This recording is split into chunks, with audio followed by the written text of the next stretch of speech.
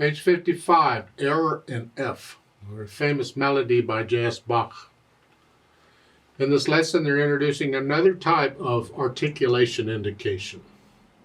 It's where you have the staccatos and the slurs at the same time. And it's like, oh, wait a minute, which do you want? You want it connected or disconnected? Because I already said that's the choices we get. What's going on here? Well, this is sort of a portamento. It's a long staccato. Because we've had short staccatos. Well, when they put the slur line over it, it makes it a long staccato. It's still staccato. It's just a long one. I'll talk about it more when we get to the articulation part of this lesson. So let's go through the system for learning a piece of music. I'll look it over. It's about 4 lines of music to long, whatever. The clef signs are treble and bass clef. We have one flat in the key signature. This is in the key of F major, so do the F major scale and also do the scale for D minor. 1 octave up and down is all it takes. So just working on the scales, because you can practice these staccatos and things while you're doing the scales too. And C, or common time, or 4/4 time, and we have a pickup beat. We're coming in on beat 4. If you look at the end of the second line, 3 counts, and if you look at the end of the last line, it's 3 counts, because the piece is in 2 sections. The first 2 lines is a section. I've talked about sections. Hopefully you remember of them. Anyway, the second 2 lines is another section. Each section has a pickup beat, so each section ends with 2 counts in it. Overall, we get 3 counts per measure, and that's what we're after. Right hand first, let's see what's going on. And when I first learn it, I connect everything. We'll do the articulation later. Here, 1 and 3, so kind of in here to start. So it's 4, 1, 2, 3, 4, 1, and then once you come down here, I think that's just silly. I don't know why they want 3rd finger on here, but I would recommend it, because in that second full measure, you got to come down here. I would prefer to be in position for that a little sooner. I don't want to stretch that much, so that's what they're doing. I'm going to put the thumb on that note to begin with and move these other notes. I can use second, I can go here. That covers all these notes a little more comfortably. So it's like 2, 5, 1, 2, 4, 1. And now we want 3. That's because we have that G coming up. We're just getting ready for it. And then going on, 2, and then B natural, 1 and reach up. See, that's an octave. That's that G letter to letter thing. That's fine. And then once you're there, you can collapse. And then I want 3 again. So this second line, 3rd and 4th measure. We have this pattern going down. This thing, this is good fingering. I like that. The second finger then, if you want, because if you repeat, you're already on second finger, and you want second finger on that. If you go on, we're going to lift up and come down. They want you in the 3rd line to do a 2-1 here, press under. I don't like doing a 2-1, 2-1, 2-1, 2-1. Sometimes you have to, and in this case, we need to, because I need this position, but I need this note covered too. We need to cover 6 notes and 5 fingers. This is one of the ways we do it. We just cross over for that other note. So it's 3 and 1, 2, 1, 2. Don't forget the B flat's in the key signature. And then 1 and 2. Reach up a little bit. And they want thumb again. No, I want to connect these. I'm going to use the same fingering that I was using at the beginning. 2nd finger.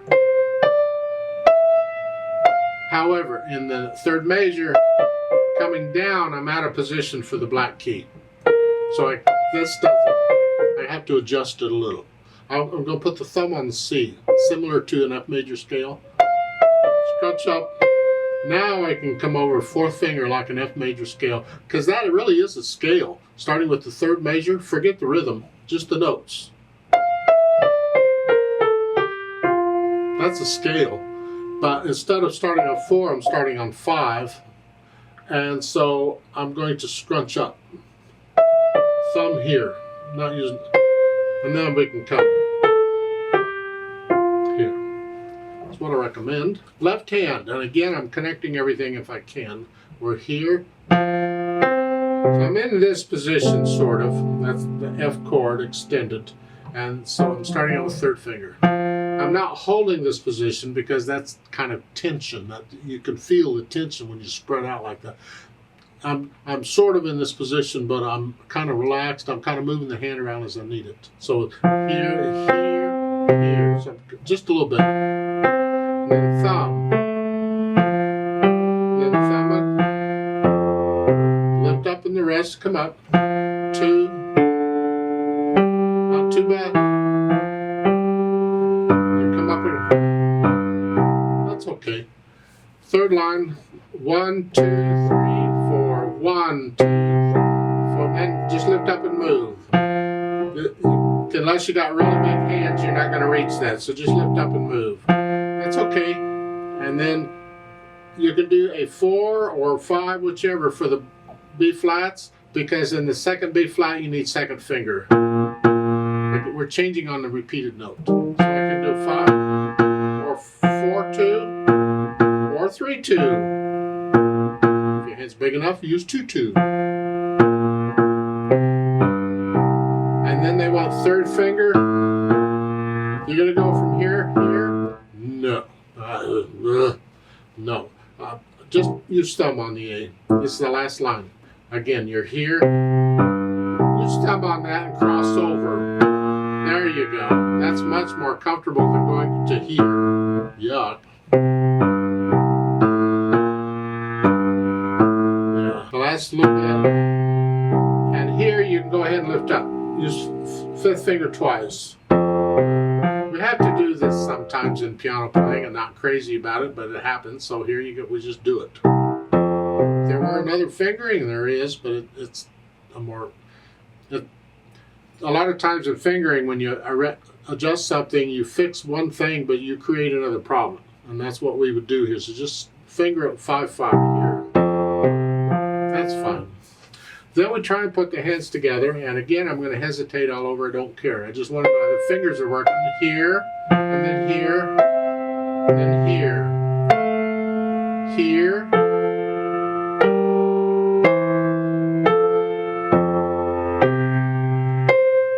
Left hand comes up.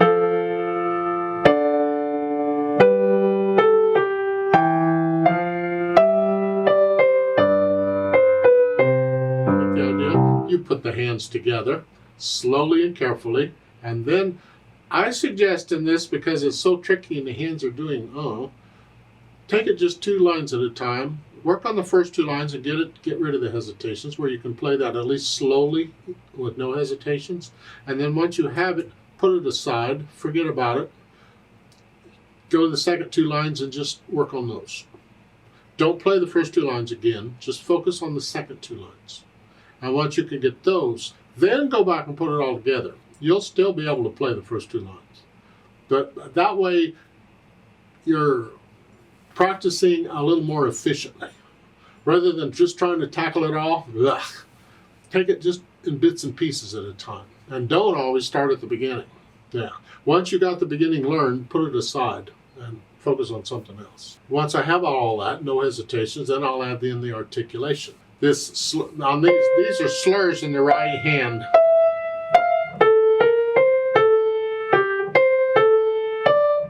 I'm going to suggest that we put in the phrasing rather than the slurring. I would like to make all kinds of suggestions on this phrasing because I don't like what they've done here with the curved lines. However, I don't have you in front of me. I can't mark up your music and all that. So for the most part, we're going to, these are slurs, they're not phrases. You're going to connect them. But if you can tell where the phrases are, lift up. Now the first phrase starts with a pickup beat, and I'm connecting those notes. Lift up at the end of the line. It's a new phrase. And this is a staccato with the slurs. That means long staccato. You just separate them. That's all that is.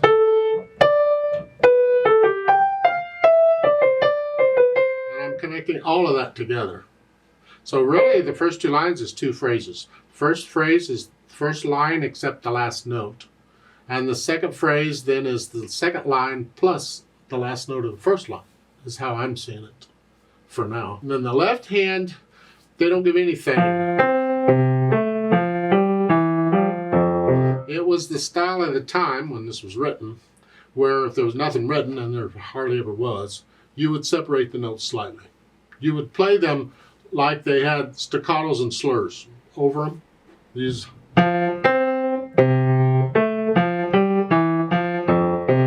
If you want to do that, go ahead.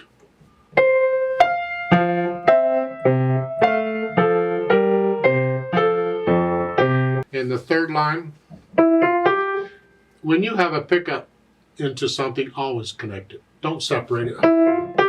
No, unless it's a special effect of some sort. You connect it. Go to here is the feeling. And the left hand, you have that here. And a tenuto, hang on to that half note, the full length. Don't cut it.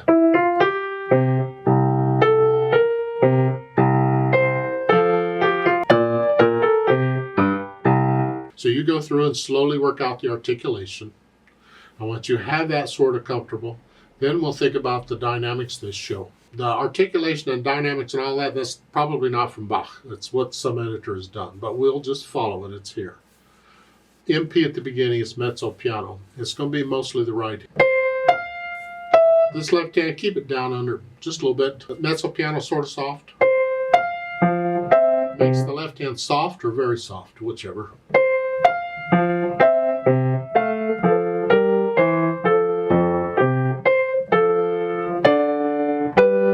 Crescendo up in the second line, you go up to moderately loud up here. And then come down. And then come back down. Feel it. You're just going up a little.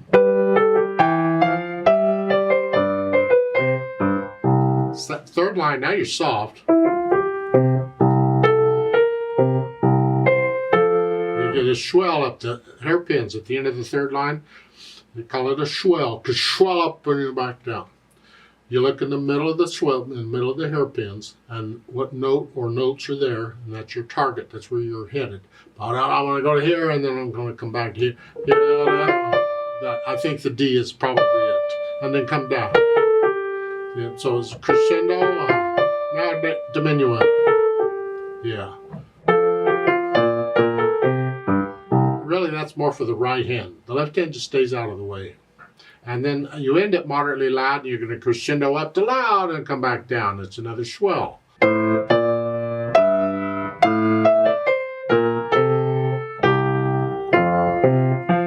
Yeah. It's better if you can get comfortable enough with this that you can feel these dynamics as you're going through. The speed is, I'm probably playing it too fast. Just kind of a comfortable speed.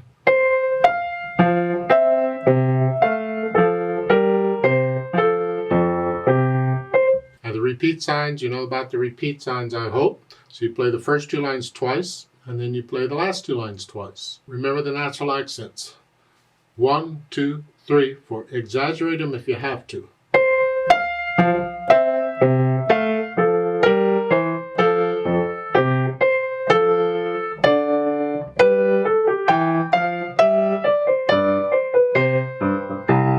Exaggerate them if it's important to feel them, though.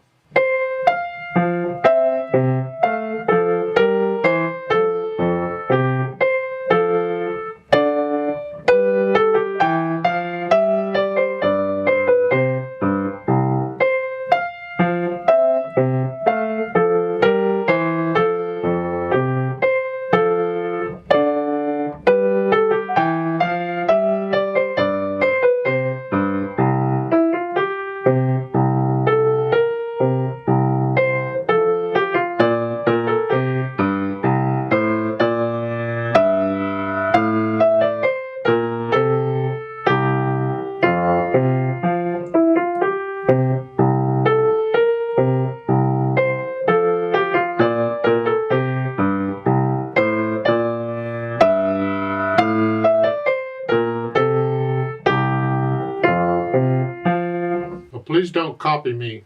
You don't have to take it at that speed. You can do more with the dynamics than I did. I didn't put them all in. I put some of them in. You get into it. You feel it. How do you think? Let's play it together very slowly and check the notes and the rhythms. Just make sure you have the right note at the right time. Play it one hand at a time if you need to, but make sure you can play this at least slowly with no hesitations before you try this. Don't try to learn it in the play with me. That's defeating the purpose. You've got to be able to read the music and play it yourself first. So I'll give us 3 counts because we're coming in on beat 3. I don't do the louds and softs, but I will do the articulation. 1, ready, go.